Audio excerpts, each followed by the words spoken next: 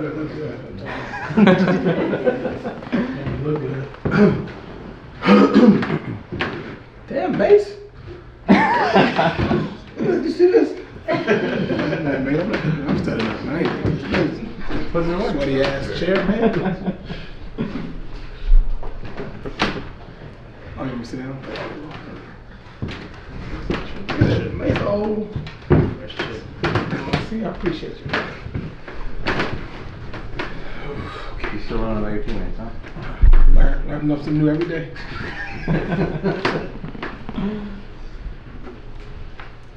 Russ, just one fun one before we get started. People have talked about the cape with the practice jersey. What's the story behind that? I don't know, man. I've been doing it probably since I've been in the league. Just no reason behind it, but I just kind of where I keep it. I don't know why though. But it's been there since Oklahoma. With that game you guys had against Golden State, you've had so many battles against Steph, and he spoke really highly about you after the game, just about how resilient you are, how hard you play. Yeah. What's that matchup like with him, especially when he gets it going like he had it the other night? It's always good. You know, like you said, we've been competing for some time now, years after years. You know, and obviously seeing him continue to do great things and still competing at a high level is always great, especially someone you competed with over the years, and you know, it's been good. Russ, that sequence in the second quarter where you stole a rebound from Draymond, got another rebound after Paul missed a three, make sure you got a three again. What did that sequence mean for you, and kind of like take me through how you made that happen? Honestly, just competing, nothing more to that, just competing, making the right play. And just, you know, getting 50-50 ball. We talked about it before the game of, you know, not getting outworked, and that's something that I try to strive myself on, and, you know, that's what happened in that particular possession.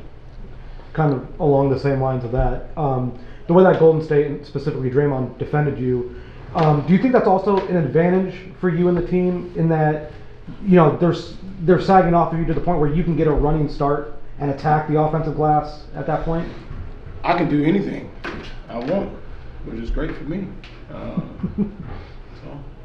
good luck to everybody that continue doing it. You got the Magic tomorrow, and a player that I've watched a lot over the last couple of years get back healthy, Markelle Fultz, player who, I mean, he doesn't take a lot of threes, but everything else, it seems like he can just fill up the stat sheet and everything, plays really well inside the arc. What have you kind of noticed with his return to play this year, and how do you got to prepare for him at the point guard position? You know, I know he's a good player. I haven't watched the Magic none, but I know his return and he's been playing a little better. So I'll look at some film and do some stuff today to figure out that matchup for tomorrow. But I'm just, besides the basketball front, just happy that he's mentally back on the floor. You know, I know he's been through some injuries, and he's able to get back and play with his teammates, doing something that he loves to do. That's, to me, the most important part. Russ, after last game, you know, when Steph's going off for his 50, he has that 21-point third quarter. PG mentioned kind of the poise that Kawhi plays with, how he carries himself out there. I guess, in your experience the last couple of weeks with him, what is that like, that calmness and that poise that he brings out there on the court? It's you know, it's his own type of swagger. His ability to be able to block out everything else that's going on and still take his time, get to his spots, make the right reads. It's huge for our team. And he did that during that third quarter throughout the whole game, and since I've been here, honestly. So. And you've been on a lot of talented teams throughout your career.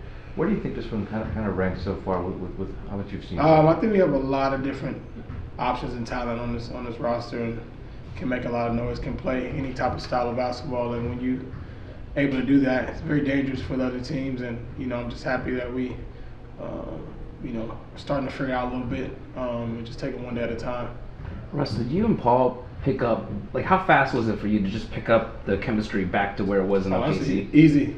Like, it looks like sometimes you just kind of make eye contact and that's it, right? That's it, yeah. Did it come back right away? Yeah, I mean, we obviously Paul knows, and you know, it took a little, maybe a game or so, but I think practice helped us in the days we had off to talk through some things, and And it's just a simple look, and I know he knows where the ball's going to be, and just creating that chemistry and kind of rekindling it has been very easy, and I'm thankful for that. Like the 2 offensive boards you grabbed, you knew exactly where he was, right? Yeah. Was that something that you just, is it just your vision, or is it something like from playing with him? A combination of both. Yeah.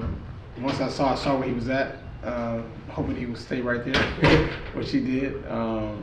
And that's just also just playing with Paul and understanding where he likes to be.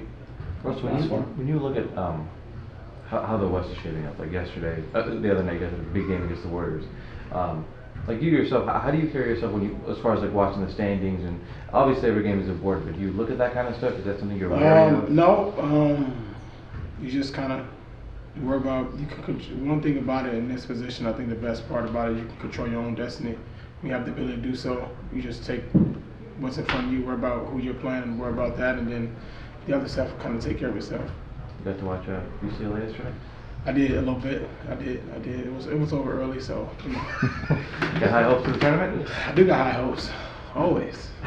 Russ, if I may, real quick. Every time you've joined a team, you've had an off season to kind of get up to speed with them. It's always happened in the off season.